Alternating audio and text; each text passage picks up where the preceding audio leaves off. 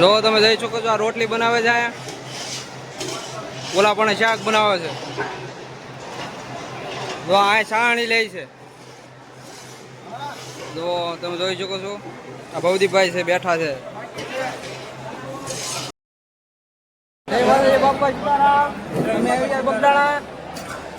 જો રાજુભાઈ ચા પીવે છે, પ્રમુખ ચા પીવે છે.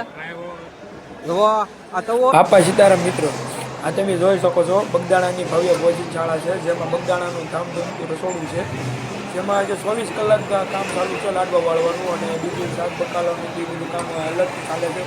અને આજે રાતના લગભગ 12 વાગવા આવ્યા છે, 12 સાડા 12 ઉપરથી ગયું છે, 1 વાગવા આવ્યો છે. અને જે પણ આ લાડવા વાળવાનું બાકી છે તો એ કામ કરીએ છીએ અત્યારે, અને તમે જોઈ શકો છો.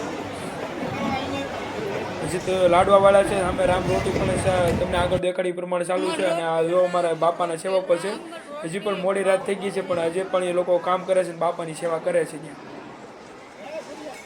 તમે જોઈ શકો છો.